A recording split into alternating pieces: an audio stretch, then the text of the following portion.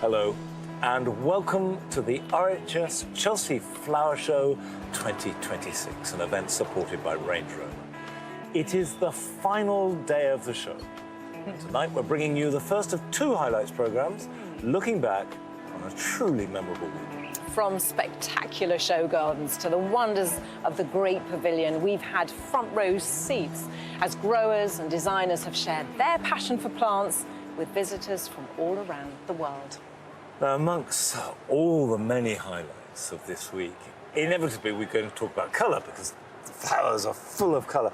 And usually Chelsea has a kind of running thread of colour that somehow appears, because people don't plan it, do they? No, they don't. It's a zeitgeist, isn't Yeah. it? They just somehow, through the ether, that So sort what of would message. you say this year's I thread would say was? there isn't really anything clear, I don't think. There are little pockets, there's quite a lot of rich colours, but no overwhelming strands. One thing I have noticed very clearly is lots of silvery, glaucous, grey, blue foliage, which I love. That is very true. And blue and yellow, for the first time in many years, on one of the large show gardens, really dominant. And I feel that used to be there all the time back in the day. Well, tonight we're going to take you through the standout stories of the week as we celebrate the very best in garden design and horticulture. I'll be taking another look at one of the week's headline grabbers, the King's Foundation Curious Garden, designed by our very own Francis. And I shall be sitting down for an exclusive chat with comedian, actor and writer Ben Miller. But first, time to look back. The show opened on press day, attracting a whole host of familiar faces to Chelsea, culminating as ever with the annual visit from His Majesty the King. And while the gardens and displays were certainly fit for a king, it was the RHS judges that everyone was hoping to impress. And on Medals Day, emotions ran high as the results were revealed. It's been another strong year at RHS Chelsea with 5 golds on Main Avenue. First to be awarded a gold is the Tate Britain garden designed by Tom Stewart Smith. It's a showcase for the forthcoming Claw Garden at Tate Britain, and clearly it impressed the judges. And celebrating her 20th year at Chelsea, legendary designer Sarah Eberly has been awarded gold for her garden for the campaign to protect rural England that shines a light on the overlooked countryside at the edges of our towns and cities. The designer Patrick Clark has struck gold with his very first garden on Main Avenue for the Children's Society. And this shows how reclaimed materials can be turned into something beautiful. And the judges clearly agreed. Making his Main Avenue debut, Chelsea regular Baz Granger has won gold for his garden, Killick & Co, A Seed in Time. And this was inspired by the Norfolk wetlands. And it's a calming space that connects with nature. Returning to Main Avenue for the second time is Kazuyuki Ishihara, renowned for his exquisite Japanese planting. This year, he was awarded a silver gilt for his Tokonama garden. The designer Angus Thompson has created the Breathing Space Garden for the charity Asthma and Lung UK, an ambitious design that encourages all to stop and take a breath. And this was awarded a silver medal. Also awarded silver was Arit Anderson for her garden for the charity Parkinson's UK, her first on Main Avenue. It's designed as a sanctuary to support those navigating this complex neurological condition. We've put as much energy into this as we can, and we really hope that the public are going to enjoy it. The designers Harry Holding and Alex Michaelis have been awarded a silver gilt for their garden, the Eden Project, Bring Me Sunshine, that celebrates the regeneration of Morecambe Bay. Well, it's 18 pretty intense days, of course, on site, crack of dawn to the end of the day. We're overjoyed to be here. Also winning gold is the Lady Garden Foundation's Silent No More, designed by Darren Hawkes. It's a bold and imaginative garden, raising awareness about gynecological cancers. Winning gold is a huge accolade, but I think just being at the show is actually what we all come here for. Out of the 5 gold medal winning gardens, only one could be named the RHS Garden of the Year. And here's the moment we surprise the winner alongside RHS Director General Claire Mattison. It's about bringing plants together.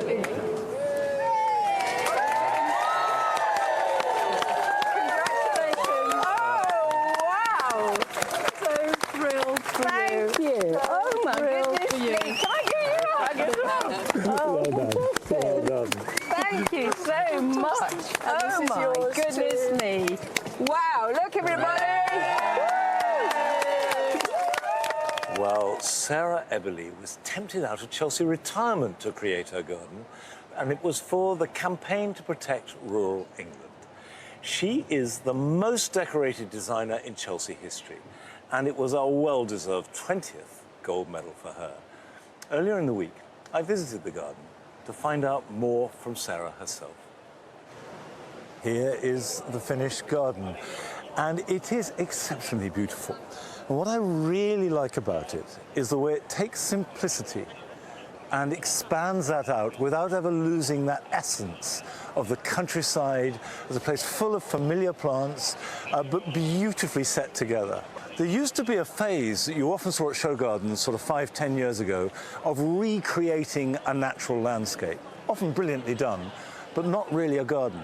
And what Sarah has done is take the elements of the British countryside that she so loves and turn them into a garden without the garden losing that sense of domesticity, and yet without the plants losing the sense of wilderness. And of course, we're talking about the planting here, but dominating the front of the garden is the sleeping figure of Gaia, carved from a redwood, and a huge head in the front, lying with the eyes closed, a body coming round, and then the tail sweeping up through here and coming up over a stone bridge.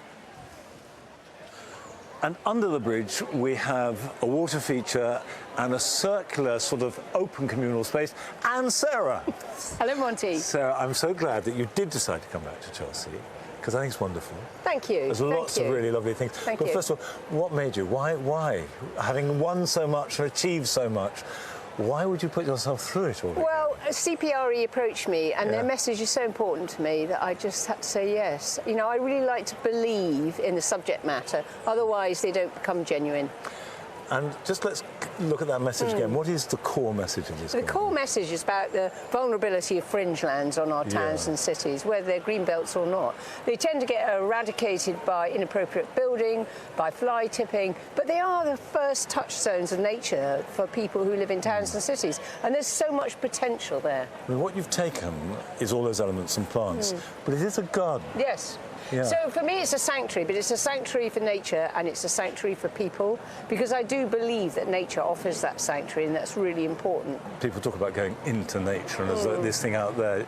Is it something that we can incorporate fully in our gardens, or do we need to go out into the countryside? I think there's something for both, and I think gardens are the last opportunity for that private sanctuary where you can turn your phone off. You know, you can be fully alone. Yeah. And for me, nature is so healing. It really is. Yeah. You know, my whole psyche is based in nature. We have to talk about the sculpture. Yes. I mean, it is incredibly dramatic. Yes. Was that your idea to bring Yes, that in? I think, you know, for me, because it's Gaia, who Yeah. is Mother Nature, Yeah. it's a symbol of the caring for nature and for Right. that protector. So for me, I think all Chelsea gardens need a big wow. Yeah. And I thought this was an opportunity. It's a big wow, Sarah. It's a good one. No, it's wonderful because it stops people in their tracks, Yes. and then they start to delve Yes. into the garden. Yeah. I mean, it takes 6 to 10 seconds for somebody to walk past a garden. You've got to stop them, bring them in, and then you can engage But them. you see, that's all your experience showing. That's the master craft person applying itself to the garden. I'm sure everybody's going to love it. I hope they get the message, because it's an important one, as It you is, say, yeah. that we look after our countryside, but at the same time incorporate it into our gardens. Thank you so much. Thank you, Monty. A really deserving winner. But out of the remaining large show gardens, who else was high up on your leaderboard? What about you, Monty?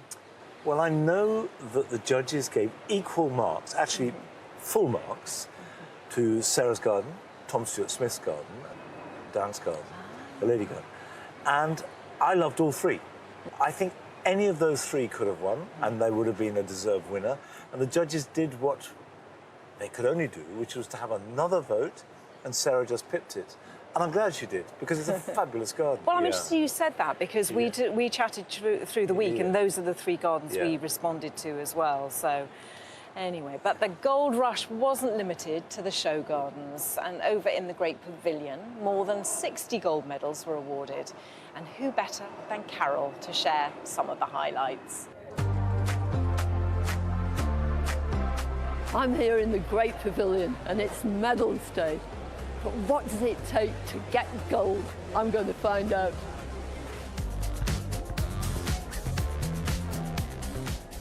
Well, Miles, huge congratulations. Thank you. A gold, brilliant. It's my fourth Chelsea.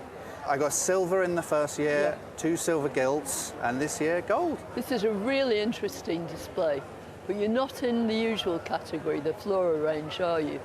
No, so this is judged as a Lindley display, which is educational.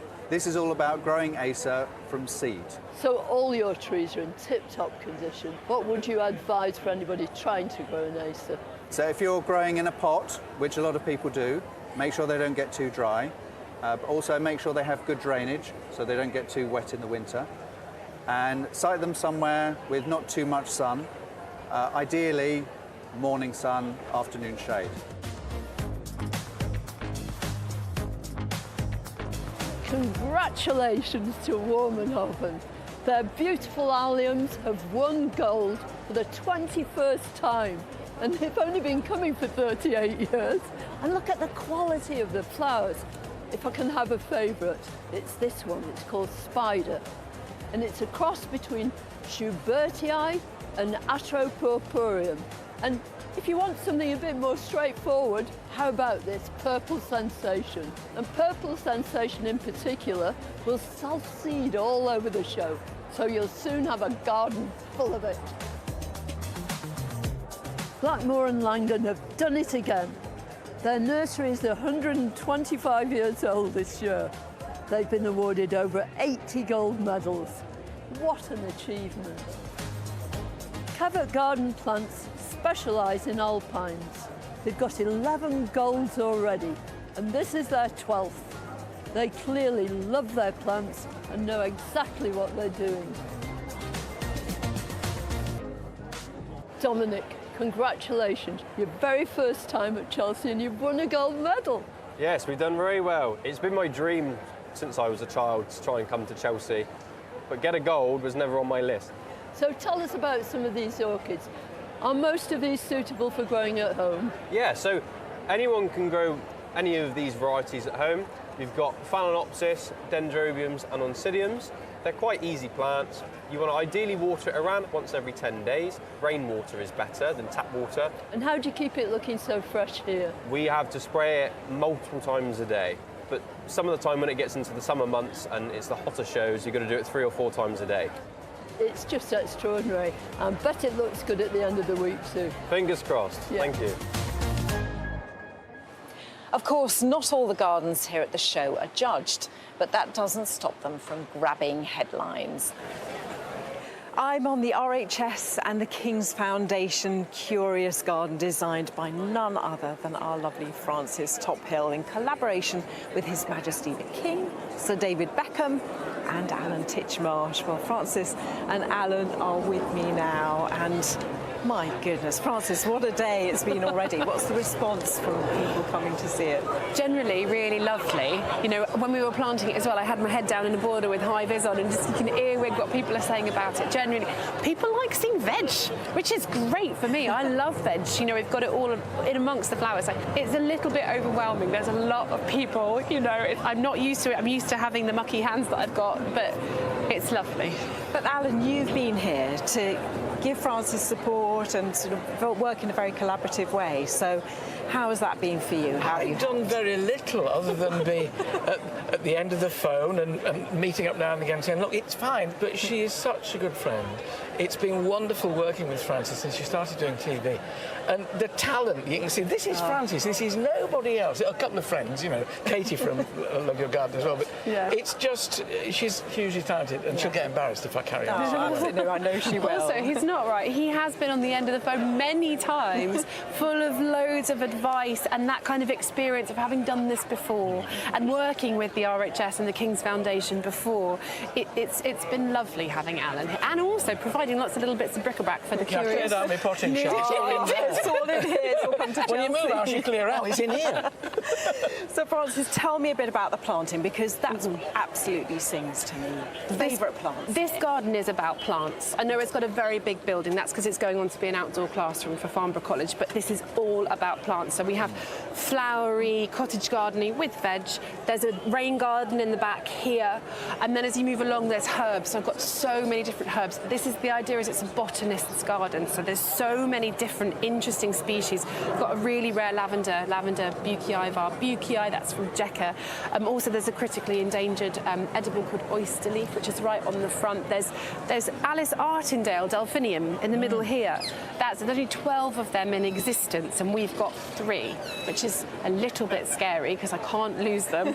But it's about showcasing how important plants are globally, you know, not just in gardens. We've got a dye bed and there's linseed, so I'm growing all the things kind of about fashion and fibres and textiles and medicine, and then trying to show all of that in the Museum of Curiosity. Well, the hope is that people will see this as a career path. I mean, Frances and I love it. We have loved gardening. You can be a designer, you can be a scientist, you can be a botanist, you can be a tree surgeon, you can be a groundsman. It's all to do with practically making the planet and our little patch of islands better. And if this enthuses younger people to say, do you know, I'd quite like to do that for a living. Yeah, you get a bit wet and a bit cold on days like this. It's the best job on earth in Earth. It certainly is, isn't it? And I know that one of the things caught my eye, the roses on here. You've got the King's Rose, you've got a rose for Alan Titchmarsh.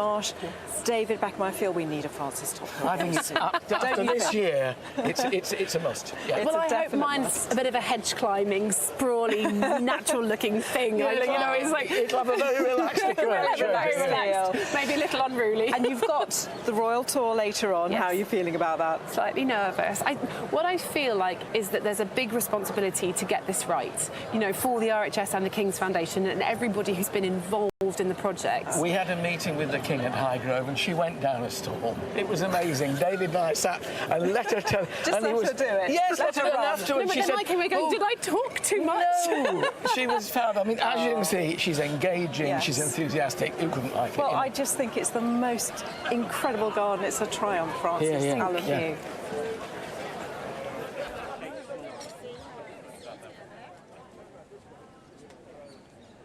Frances wasn't alone in showing us what's possible when we reflect our personalities in our garden, when we garden with real curiosity.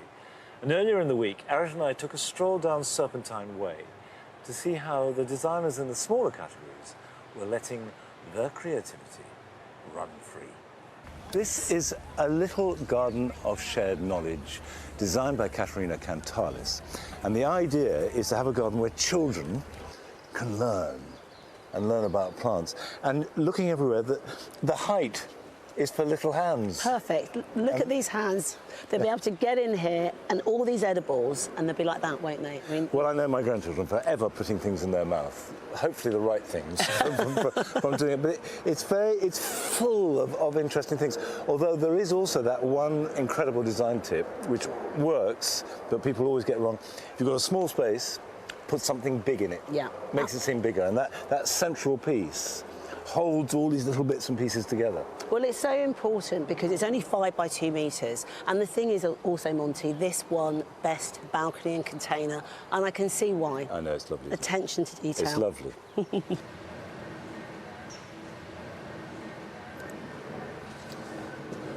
Now, this is Fettercairn, the Angel Share, designed by May Starey. Now, The angel share, of course, is the pot of whiskey. When you fill it up to the cask, the barrel, seal it, you open it up again later when it's ready, and summer's gone. Ah. And that's evaporation. It's said to be the angel share. And I just noticed this. This is the angel. And of course, at Chelsea, when it's got gnomes this year, and you can see he's delighted at having drunk his whiskey. He's had your portion. The whole garden, of course, is based around whiskey. But the thing I like most, actually, is the wall behind. Because that's lime plastered. Yep. And it means it's changing. As it gets wet, it's changing colour. And in Chelsea, which is obsessed by fixing things, nice to have something that cannot be fixed. No, well, I agree on the colour, but I like how it's been framed by the copper piping. You've got this lovely frame here. And, of course, all the colours in the planting are reflective of these warm tones of the whiskey. And we are standing on a resin cork floor. Bit different. Good. There's a sense of playfulness about this. I like that. And him, he likes it. Yeah, well, he likes it. He's obviously it. had a very happy time. And this is the Tales from the Riverbank Garden. It's designed by Susie Kennedy and Kate Henning, and I believe it's Kate that lives on a houseboat. It is, and I think you can see how she's brought the whole charm of that onto this space. It's absolutely delightful. Well, I was talking to them earlier, and they were telling me how they've reused everything from their homes. They've made things, scaffolding planks for the walls and the floors.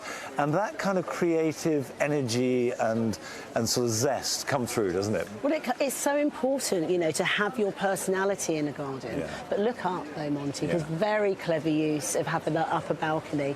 I was walking by here on Sunday, and immediately I thought, yeah, that's good. Yeah, that's really good. One little tiny detail is that I really like to see this contorted hazel. It's one of my favourite little shrubs. It's great. Very good. Some really magical spaces there. The perfect hiding place, in fact, for gnomes. And the return of the humble gnome to Chelsea has certainly added a spot of colour this week. Well, you say the humble gnome, but apparently His Majesty, King Charles III, is partial to a gnome or two, and we've got a whole bunch here. Yes, we I like do. the wing one I actually thought was very jolly. This, by the way, is painted by Adam, and I see that a Jackson Pollock went for something like 180 million the other day. So, as an homage to Jackson Pollock, a nomage perhaps to Jackson Pollock, he's done pretty well, I think. And I'm not sure I'd pay that for it, though. Where's yours? Come on, you're being modest. OK, so mine is tiny. I was sent this teeny tiny gnomette. Beautifully But I painted. actually had fun. I put pollinators, there are bees and butterflies That's a professional job. and birds and all sorts of things. When the telework fades away, there is a career in gnome painting for you, I am sure. Maybe. Well, moving from gnomes to giants from the world of fashion, business and the arts, because all week I've had the pleasure of meeting some of the famous visitors to Chelsea. My guest tonight ensures that she starts every day by taking a stroll through her garden in Somerset, in her bare feet, to be grounded with the earth. Please welcome Deborah Meaden. Deborah, people don't, rightly or wrongly, associate extremely successful business people with gardening. I mean, they seem to be counterindicative. Is that either fair or true? I mean, should business people be gardening, and should gardeners be business people? No, I would. So should business people be gardening? Yeah. Absolutely. I've met a lot of business people I think would benefit a lot from doing gardening. Yeah. I'm better. How? Why? Well, I know I am better. So in this busy world where you do have to have an organised mind, you know, I know I've got a lot going on.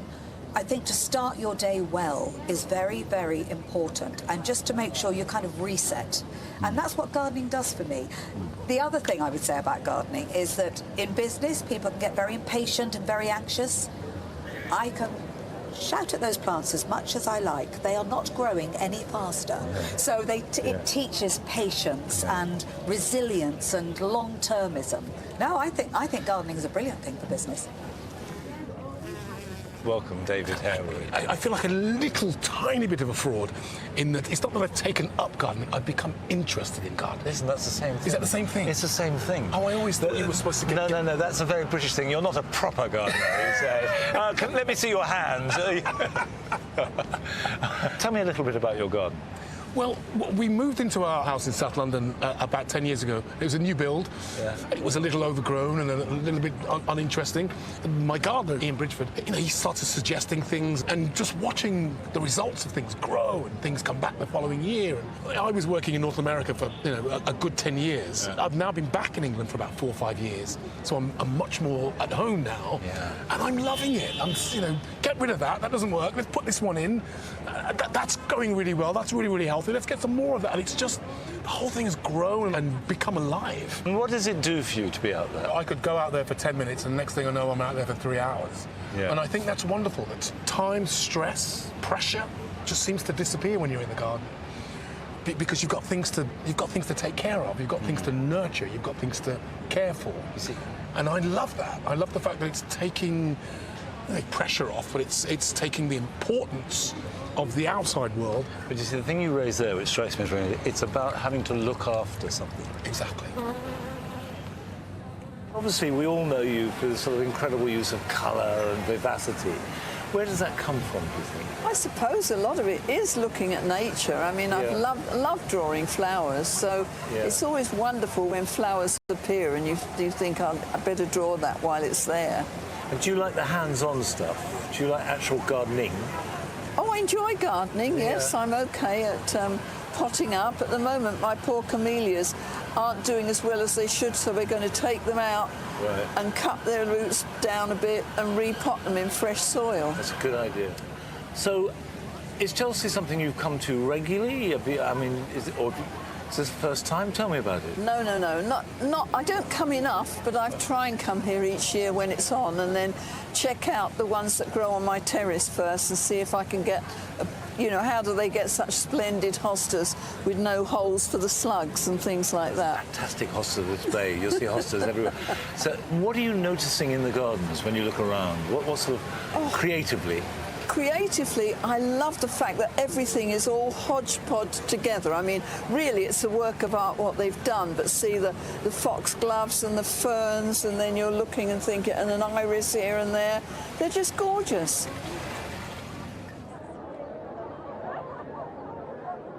Later on, I shall be sitting down for one last chat, and I'm going to be joined by the actor Ben Miller to discover how his garden fuels his creativity. And we'll be continuing our whistle-stop tour of the horticultural highlights from the RHS Chelsea Flower Show 2026, an event supported by Range Rover. But first, with some questions. We loved answering your questions all week. We've got time just for one or two more. Lovely. OK, from Diane on Facebook, as we continue to experience climate change, should the Chelsea chop become the Malvern chop? That's a very good question. Because obviously things are changing, plants are sort of coming through flowering earlier, but not every year. So the whole Chelsea chop idea is that you take down some of the top growth, or all, if you like, of a perennial, just that delays the flowering and can give you more flowers.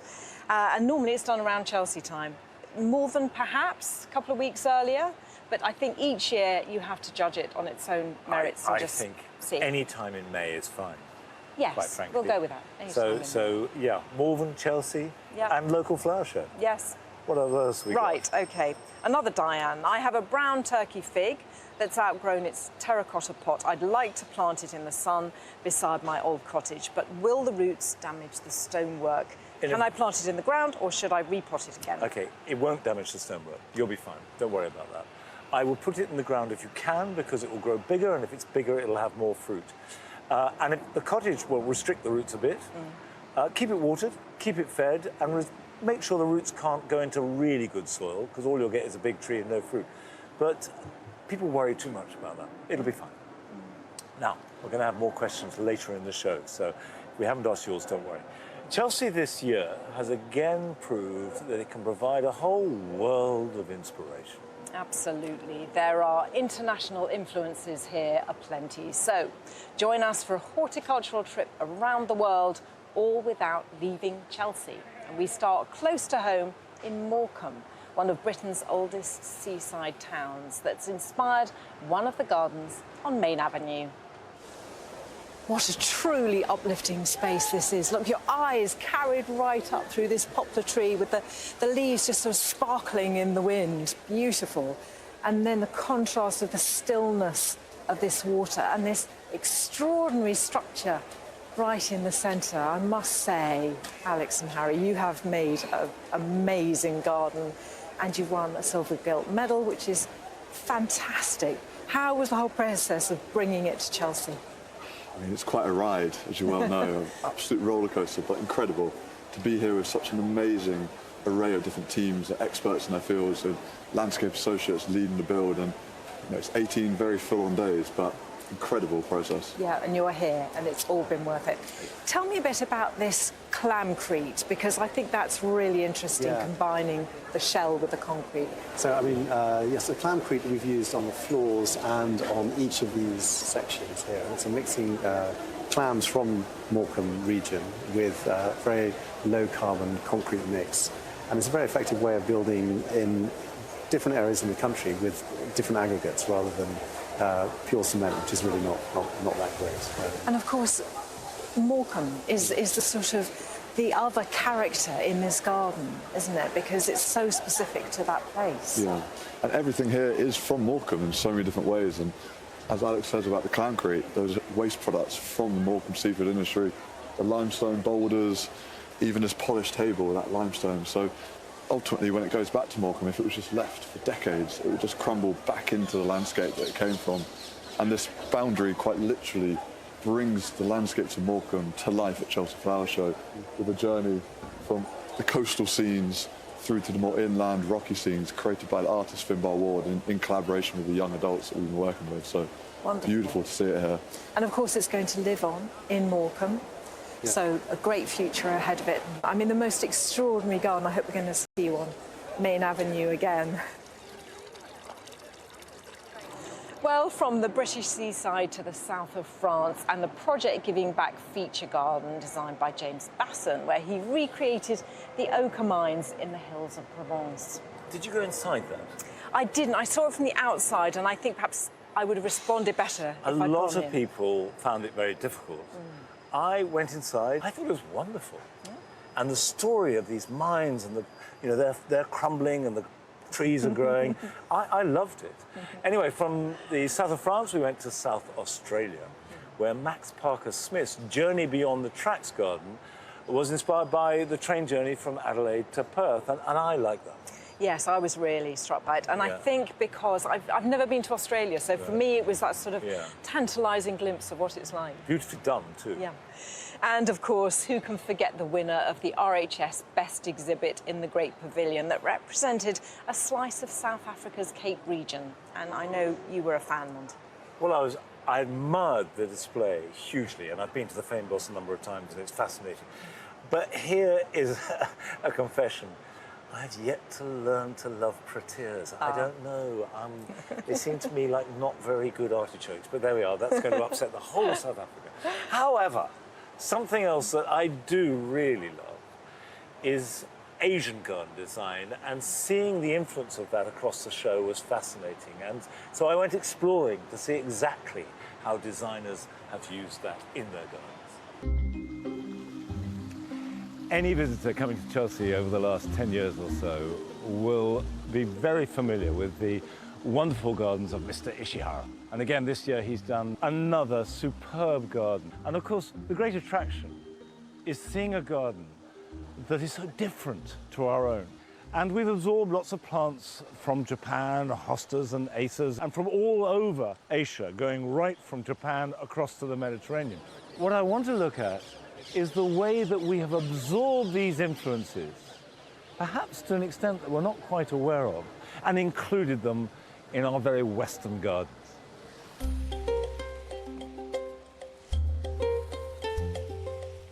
Here in the Asthma and Lung UK Breathing Space Garden, designed by Angus Thompson, there are really good examples of something that we've inherited from the East and perhaps don't use in the same way as they do in Asian countries. In Japan, they have a concept called Ma, M-A. And what that describes is the significance of the space, the seemingly empty space between two things. It applies to branches, to plants, to the width of a path, the gap between two hedges. That space is not empty. It is part of the whole thing. And of course here, magnificently. These pine trees, called the Two Brothers, are defined by the sky that they are enclosing. The space between the branches is as important as the branches themselves. It's not just a tree against the sky, it is the tree and the sky that have become the garden. The Children's Society Garden, designed by Patrick Clark, takes as one of its themes the idea of wabi-sabi, the celebration of things that are not perfect. One is reminded of that Leonard Cohen line, there is a crack in everything, and that's the way the light gets in.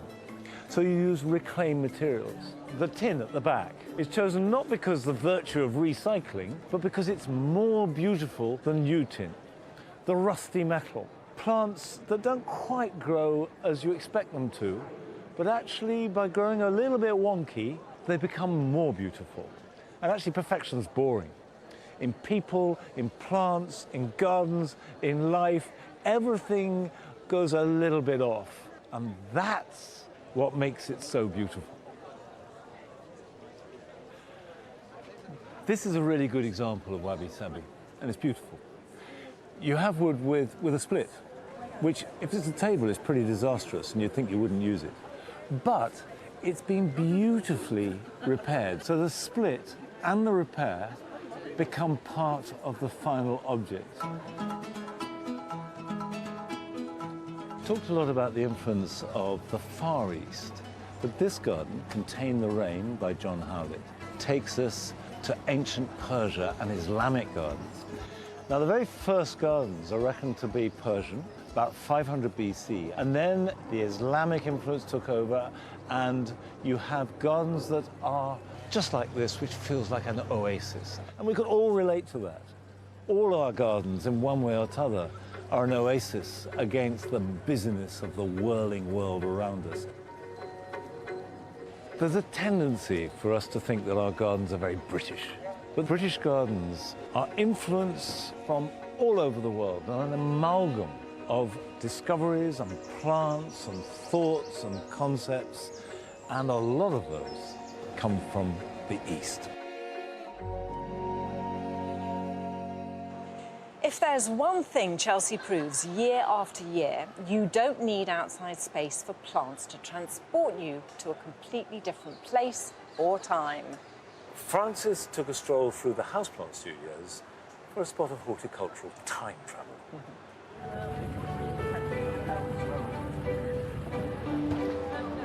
We may think of houseplants as being a very modern trend, but actually the Victorians loved them. They were a real status symbol. The rarer, the better. The fern craze swept across the country and people had them all over their homes. So they're by no means a new invention. The modern way of displaying houseplants is slightly different from that Victorian ideal of order. It's all about relaxation, and this is the conservatory, where these beautiful plants, the same kinds of plants that would have been displayed back then, are now being draped, hung from the ceiling, and potted in tiny little pots on shelves all around to create a very calming and tranquil space here. Although we may not have a fern fever anymore, ferns still make excellent houseplants. And this is one, this is a bird's nest fern, very close relative of the kinds of hartstongue ferns we find in woodlands. But this one is from the tropics, and so it needs to be much warmer. But it's an epiphyte, so it naturally grows on branches or trunks of other plants. So it doesn't have big root systems, it's kind of an air plant. So lots of moisture around the foliage will keep this happy. And another is a stag's horn fern. And it works really well here because it's displayed in this hanging bowl, so you see it from below. Naturally, this would grow in a tree, so this is how you'd see it in the wild. The 1970s marked the first boom in houseplant popularity, with the indoor jungle aesthetic becoming super popular and marking that change into a more bohemian kind of lifestyle. This is the heliotropic carousel. Now, heliotropism is when plants grow towards the light. And this is a celebration of light with windows all around. I think if you're going 70s, you need to go bold, and this is about as bold as they come. It's huge. It's Justina reflexa. It's really beautiful, but they're so easy to look after. And with just one plant, that makes a really, really big impact. By the time we got to the 90s and the noughties, it was all about minimalism, succulents and cacti. And they were used in our homes really more like accessories than plants. This houseplant studio is called Ode to Endurance, and it puts these plants centre stage and really celebrates them for their low maintenance nature. This is so minimalist, just like the 90s, but instead of being maybe a bit cold, it's warm and cosy. It's Hygge meets Arizona. When you look back through history, the plants that we grow as houseplants, right from when we first started doing it, haven't really changed that much. But the way we grow them and the way that we display them can transform our homes.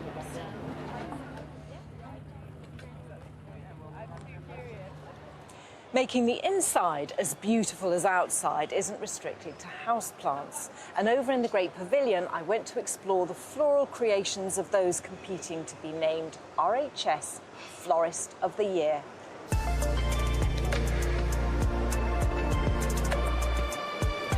The theme this year is Floristry Laboratory. It's all about how science and nature meet and how the one inspires the other. The judges love them so much, there are 3 gold medals.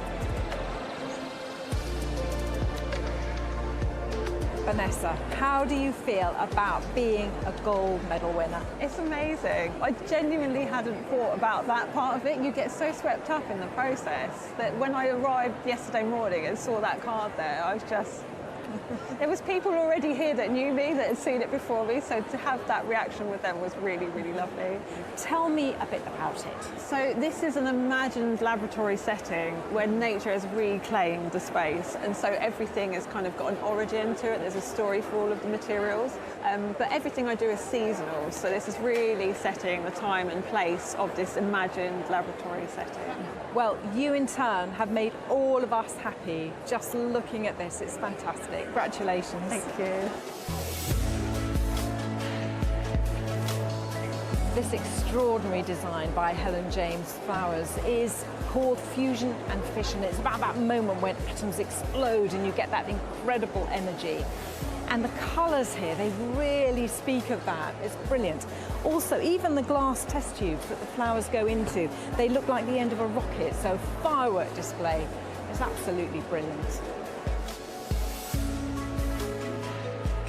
Jade, I see a lovely shiny gold medal down here and RHS Chelsea Florist of the Year, which is wonderful. Congratulations. Thank you. How did you feel that moment you see Keith Weed coming towards you? What was that like?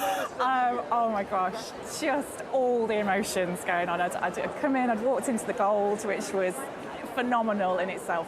Never in my wildest dreams did I think it was going to be Florist of the Year. I think this is wonderful. It's mesmerising. Can you describe some of the thinking behind the design? Yeah, so my title was Nature Magnified.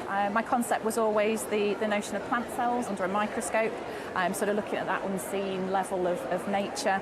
It's quite taken with the geometry that you see in that close-up of cells, so that's where the circles come from. I'm intrigued. How did you get the transparency on these discs? So a lot of them are handmade papers, so they're layered fibres, mulberry fibre, seeds. They're pressed into paper sheets. Perhaps the star of the display are the orchids. Yeah. I mean, they are stunning. I feel like I've been really spoiled with these. Well, so many congratulations. I think it's absolutely beautiful. I can see that it's a winning display. And are we going to see you again next year? I think you probably will. You might just need to give me a week to think about it.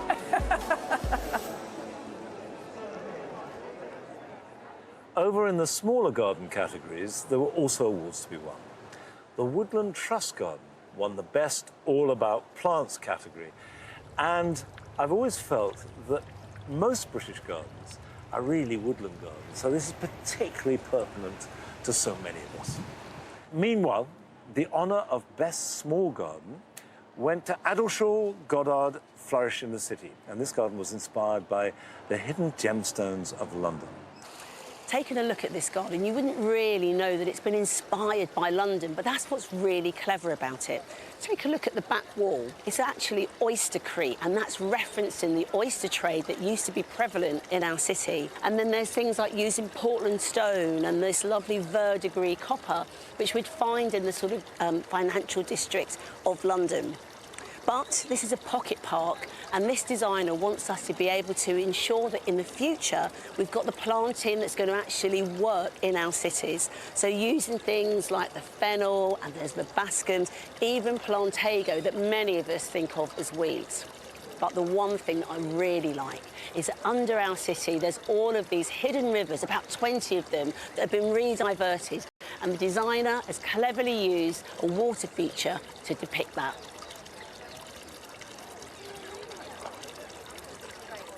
All week, designer Jamie Butterworth has been exploring the use of colour across the show, proving that depending on the palette you choose, you can create a very different atmosphere in your garden.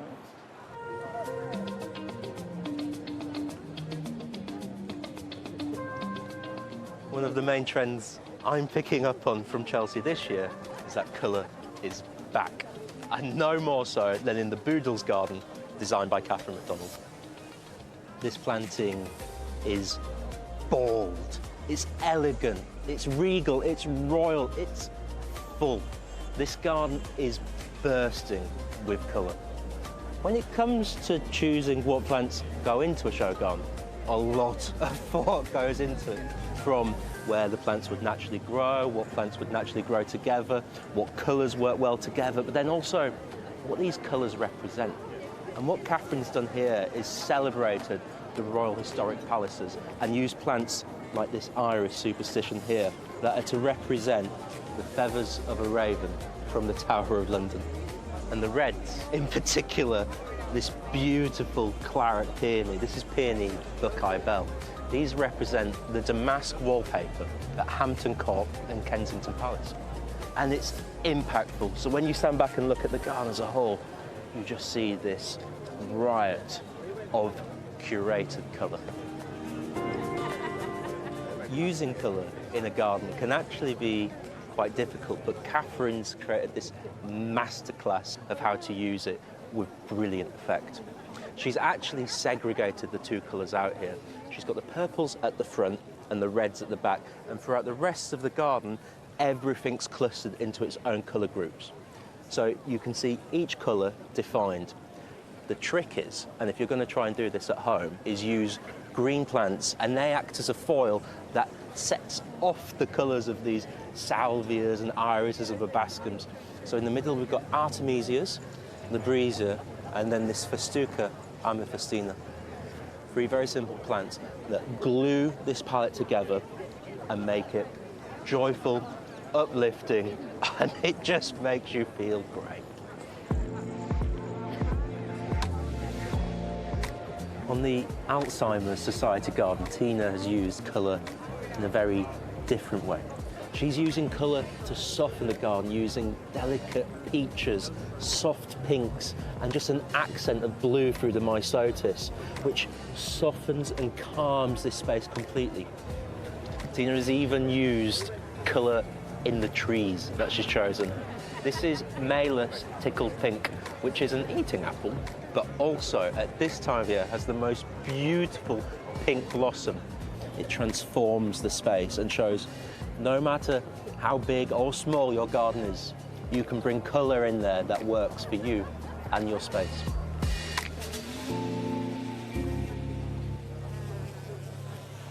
Now, my guest tonight is a comedian and actor known for his work including Death in Paradise, Bridgerton, and as one half of the comedy duo Armstrong and Miller. He's also a writer with 16 children's books to his name, whose garden is a key inspiration for his work. Well, welcome back to Chelsea, Ben Miller. Why is your garden the key inspiration for your work? I think it's just the way it slows you down. Right. You know, I feel like when I lived in London, I found that was great for sort of writing comedy and writing sketches, because you feel like you're in the thick of things and it's all very exciting and you can spot the different kinds of characters around you. But when I wanted to start writing longer form, I felt like I needed to change where I was. I couldn't change my mindset without changing where I was, and I went to the countryside and I started writing my children's books, and I've even now just written my first novel at the grand old age of 60. I've written my first novel, A Very Dangerous Pursuit. So I'm feeling like I owe it all to slowing down, paying a bit more attention, and I think with me, I always want things to happen too fast. I'm very, very impatient, and the garden teaches me... You can't be impatient in the garden. Cannot. No. To me, the garden is this sort of fluid, transient thing that flows in me and out of me and through the seasons, and we can get very mystical about it very quickly. We can get very mystical, Yeah. and that's what I love about Chelsea now, because I've been coming for a few years. Yeah. I'm seeing it get wilder, a little rougher, a little less tamed. It's more British than you can possibly imagine, Yes. and yet it's not at all stuffy. So back to your own garden. Yeah. This is one of the really wonderful things, is we're right on the edge of woodland. So our garden is sort of shared with a really wide variety of British wildlife.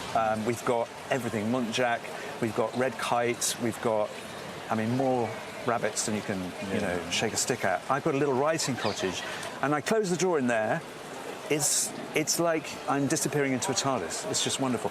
I wrote a children's book about a girl who went into a fairy tale, and when I wrote it, a rambling rose started growing in through the door of my cottage, just surrounding my cottage, just like the cottage in the fairy tale. It feels magical, and it feels like I can change my mindset in a way that I just cannot do of my own accord. What about actual gardening? Do you do any? No. No, I'm kidding. No. In fact, I made a very wise, I think, purchase today, because I didn't plant enough tulips, and I wanted to ask you, because I didn't plant enough tulips last year. Yeah. I've just bought a lot of tulip bulbs. They're going to arrive in October. What do you call a lot of tulip bulbs? A clutch of tulip bulbs. Right, okay. What I mean... a swarm. It's not a word. 120. 120, okay, fine. Yeah, so I bought 120. Yeah. What, I'm told that there's some kind of implement I can get for planting. What do I need? If you're going to put them into grass, you want to get one with handles like that, rather like scooter handles. Right. And it's got with a metal borer, a sort of round thing. You then put your foot on, and it dig down. It takes out a plug of soil. You pop the tulip bulb in, put the plug back in on top of it. Job done. That sounds wonderful. And you could do your 120 in 20 minutes. That sounds like a challenge. Ben Miller, thank you very much for coming to talk to me here I've got at to Chelsea. say, it's lovely to come here and to spend a day like this. What a day we've had. It's The fantastic. weather's been extraordinary. Thanks. Thank you. Well, across the week, Adam has been taking us back to basics, looking at the essential components of great garden design. And one of the fundamentals to get right is creating that perfect spot to kick back and relax. I've lost count of how many conversations I've had with gardeners over the year when they say, I haven't got time to sit down in the garden. Well, I'm telling you, if you get that seating right in your garden, that is going to be one of the most important things you do. So, let's break it into 3 sections. First of all, casual seating, maybe somewhere you'll just take a moment. After that, relaxed, you're going to linger, stay a while. And then, dining. So, after that, as a designer, it's really working out how the light moves through the space. Then, where do you want to be at a certain point in the day? Think about it. This is lovely casual seating. I'm going to come out here, I'm going to have a moment. I'm wrapped with planting, I've got lots to look at. The wildlife are going to come in. So that moment becomes even more special.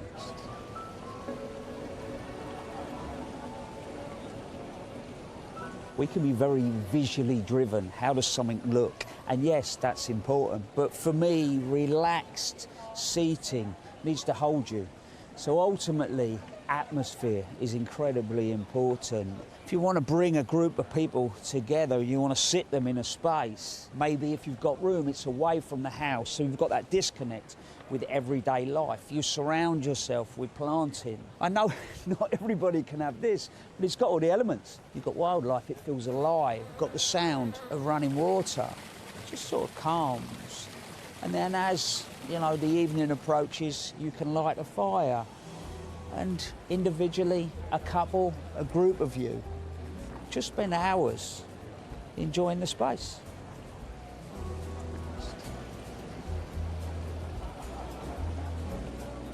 If you're going to add somewhere to dine in the garden, I think the first thing to think about is the space. I've been to too many gardens where I've been sat round the table and it's been fine until you want to get up and you move the chair back and you're in the border. So be as generous as you can be. And what I love about this area, they've dropped the levels, which straight away changes your eye line. And that could be raised beds around your paving, you know.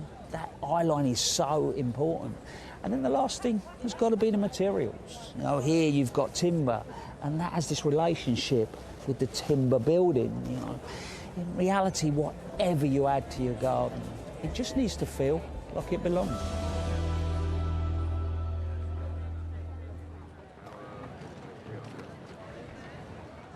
Well, this week is so stimulating, not to say horticulturally overloaded. I think to wind down, you need to just get back and stop and sit for a while. Is there anything you're going to be taking back to Longmeadow? If you had to choose one plant across the show, which one would it be? That's really difficult, but I'm going to cheat. I'm going to take two, and the reason is that they are both the same plant. They are the pine trees on the Asthma and Lung UK breeding garden. And the reason I'm taking both is because they are called the two brothers. They are a pair. Oh. And for my money, they were the two most spectacular trees of the whole of this year. I love them. Well, you definitely can't split those up. No, and I'll get them in the back of the car. Yes, you'll push them in. What about you? What were you taking? Well, I spotted, I think, a very special iris. It's called White City, although I don't think it's very well named because it's actually that sort of glacial, very, very pale, icy blue. Yeah. Isn't that beautiful? And it's not too frilly, you know, the falls and the standards. I think it's just extremely elegant. And I'm trying to build up a collection of bearded iris. And you find they grow well in your garden? They grow really well. I'm in the Cotswolds. There's lots of stone, really gritty soil, and it's in full sun. Yeah, so see, I envy you. Oh, it's lovely. Absolutely yeah, lovely. it is good, isn't it? I'm afraid our time sitting here is coming to an end, but let's just answer a couple more questions if we can. Okay. Okay, you brace yourself because we'll bang these out. First of all, I've got one for you. I need a flowering shrub for a semi-shaded area in the flowers in June and July, and this is from Vanessa on Facebook. What do you suggest? Well, again, because things are flowering so much earlier, I would go for a hydrangea. Right. But one of the quercifolias. See, I can't grow. Quercifolia doesn't like me. Oh, doesn't like me is at it all. personal? I have lost 6. Oh. Too wet, I think. Okay. Yeah. Well, hopefully it should be fine. It should be fine. Yes. My holly got windburn this winter. The leaves are falling off, but the flowers are blooming with unusual profusion. Yeah. Will the leaves ever come back? They might, but they might not. This is a classic case of what holly does. If it gets too dry, it protects itself by shedding its leaves, flowering, and this is a sign that it thinks it's going to die. So it's setting seed. Water it. And what so-called windburn means it's desiccated. Yeah. It's dried. It's too dry. Water it and then mulch it. OK, on that bombshell, I have to say we've reached the end of our week here at Chelsea. Thank you so much for all your questions. I'm sorry if we couldn't get to them. And thank you for everybody for joining us this week. Well, Sophie and Adam will be back tomorrow night on BBC One at 6:15 with their highlights from the show. But from the two of us here and the